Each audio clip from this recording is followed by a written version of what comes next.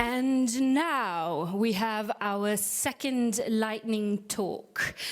Ville from Lean Lab will be joining us and talking about how to bring users closer to design. So welcome, Ville Österlund from Lean Lab.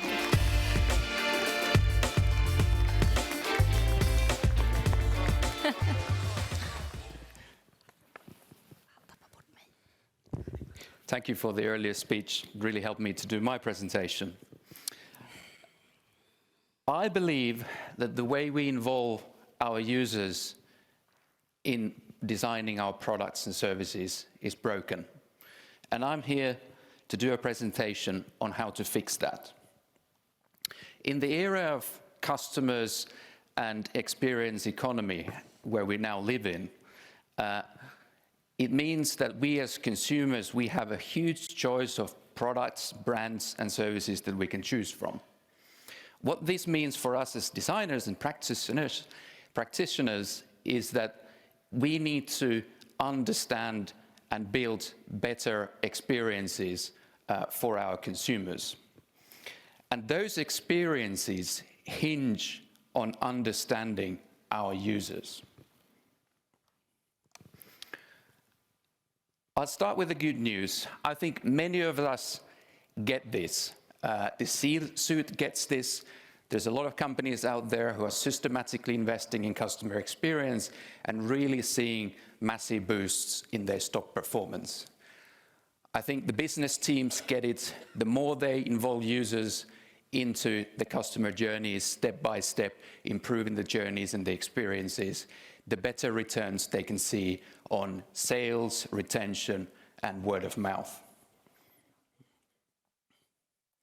And generally, there is more appreciation that meaningful experiences mean better business. However, the Voldemort in the room is that we are not doing very good at job involving our users in the growth journeys. I believe there is 3 major reasons why we failed to do that. So let's look at them briefly. The first one is what I call the survey apathy. Over the last 20 years, I've been in the business for doing user research. We've seen a massive explosion of surveys getting churned out to us consumers. As consumers, we almost feel that for every action we do with a company, there is a survey waiting for us. When I started my career, we would get about 50% response rates to standard box surveys. These days, we are lucky if we get 5% response rates. We as participants, we feel that we are left out, we are left in the dark tunnel. We are not really seeing the impact of our voice having on those products. There is a disconnect. And finally, us as practitioners, we have fallen in love with surveys. There is a survey for everything. It's tidier, neater way of doing perhaps over qualitative research, which is messy and time-consuming. However, we must stop fixing problems with hammering surveys and more surveys at our participants.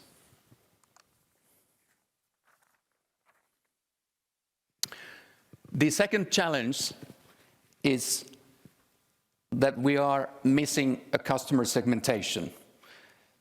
Based on my experience, I would argue that about 2/3 of the companies don't have a working user profiling segmentation in place that is fresh and up to date and understood.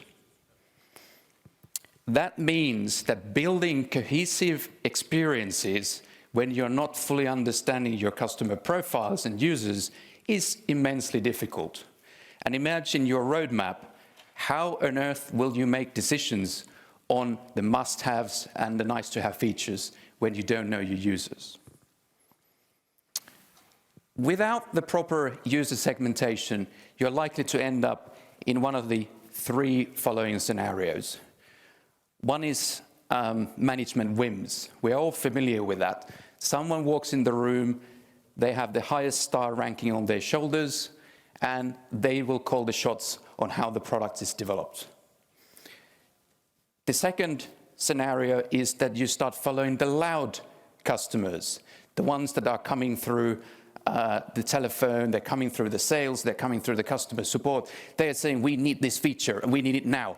And then you go and you start developing those features. The third scenario is that you want to be the Mr. Nice Guy. So there is a feature for all of us. Let's build more features. And that's when the features start creeping into your product. And you end up building a monster of a product that is totally unusable. So all of these are very effective way of destroying your product experience overall. The third challenge is that the distance between the development teams and the users has grown too great. We as practitioners of design, we are lacking that day-to-day contact with our users. We rely on second-hand feedback that we might be getting through customer support or sales. And again, you end up making decisions on gut and based on internal views. And the agile development worsens the situation because you don't have time to talk to your customers. You have to call the shots like that. And very quickly, you go out of sync with your users, and that's when you start seeing your experience begins to dip. So, how can we solve these challenges that we're seeing? How can we make user participation fun and engaging again for the participants? How can we work with a more representative set of users? And how can we really get closer to our customers? I believe the answer lies in building user communities where development teams can have a direct dialogue with the end users. So how do these user communities work in action? Let's take a look at how Nordea got started with their user community. A couple of years ago, the life insurance brand had launched a new product.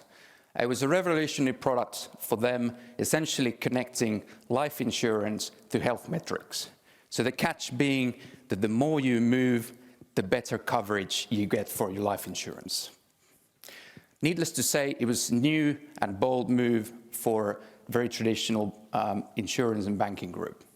And there were lots of questions flying around. What about the onboarding experience? What about the continued use? What about going beyond the early adopters? How do we get more customers? A lot of questions flying around. The good thing is that they had the C-level sponsorship to bring the users in, and the C-level really believe that the only way forward to build that competitive advantage is to work closely with users. However, they were facing two problems. First one is that recruiting users and participants to studies was incredibly slow. First, you need to send a request to your CRM team, which then sources your list. Takes it a week. Then you need to go and figure out how you're going to contact the participants. Another week of red tape going through compliance and data privacy. And then there is the process of actually setting up the interview times with the users. 2 weeks.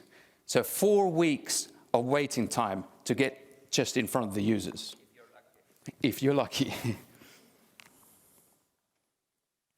Needless to say, this process is really painful, and Nordea Life ended up not doing much user research.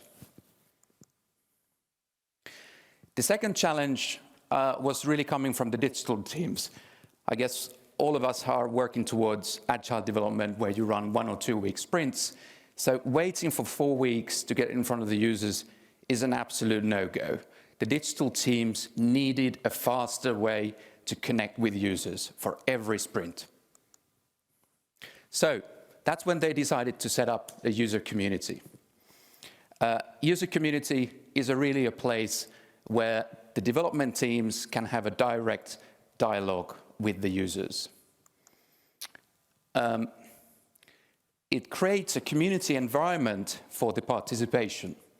So what that means is that participants can really have a direct feel to the development teams, and development teams can directly see who the users are. And this creates a strong connection or a bond between the development teams and the users feel that their voice really makes an impact.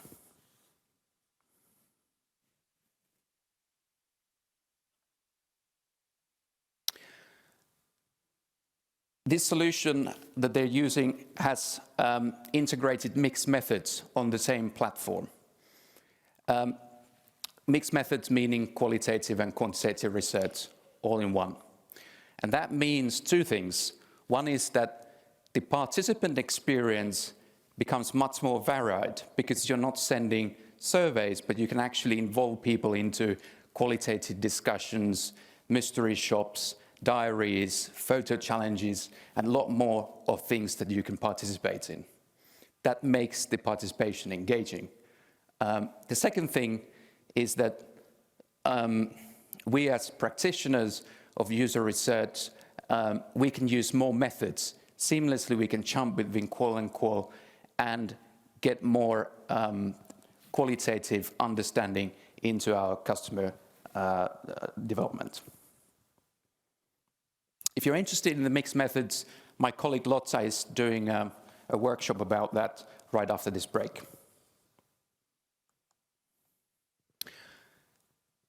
In this user community, the participants are segmented, so we know who is who. Nordea is working towards, give or take, 3 or 4 customer profiles. And the snack is that when you have that profile in place, you can always choose the relevant participants for your user research project. And secondly, when you look at the results, you can cross-tabulate and understand how different user segments are behaving, how the different user segments are seeing your concepts.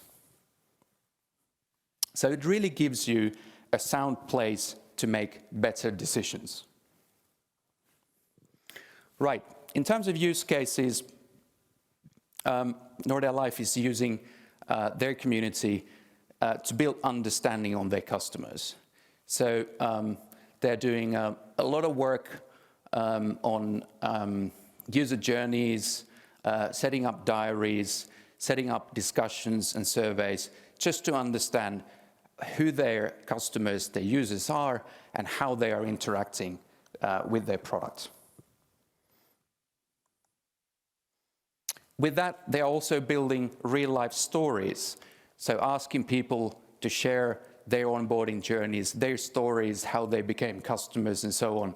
And all of this information is then feeding into the creative development process, for our ideation, for our concept stages, for us to figure out what's the right next move forwards.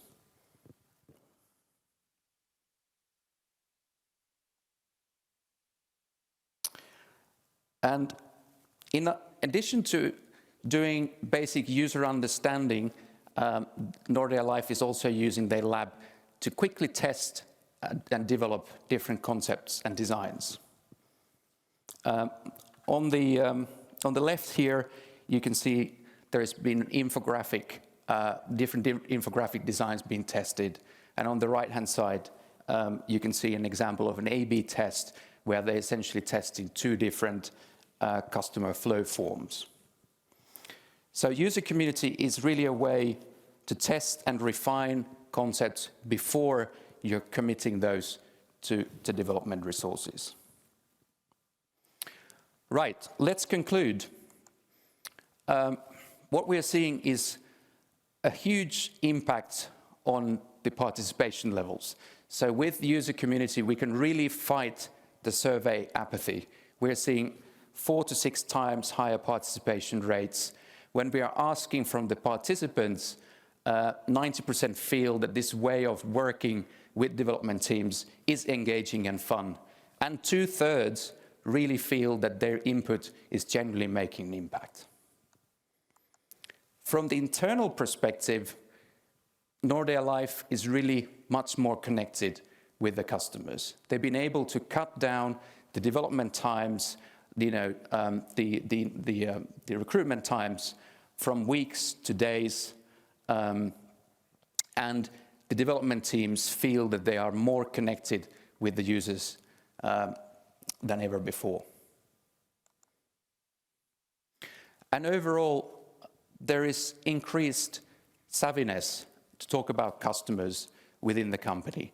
There is a lower threshold to involve customers in the first place. People are talking more about customers internally, and there is more shared and common understanding of the customer needs. So, to conclude, user communities are a real win-win for us all. Thank you.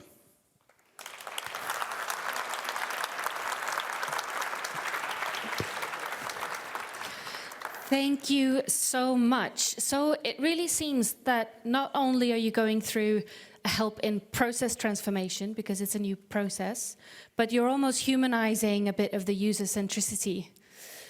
We have a few questions from the chat, actually. And one of them, actually a couple of them, want to know what's in it for the participant or the user to be part of one of these communities.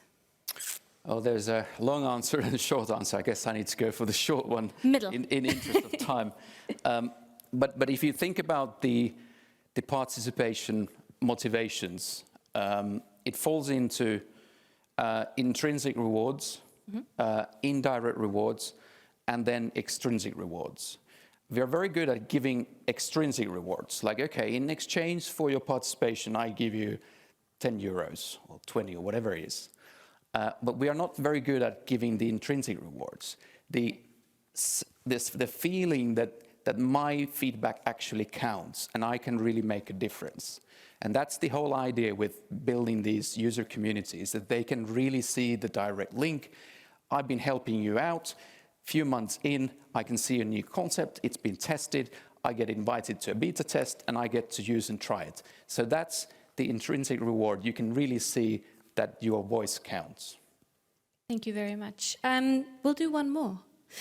We also got a question about senior citizens. How do you involve them or those who may not be so tech savvy? Good question. One of the other user communities that we're running is for City of Helsinki.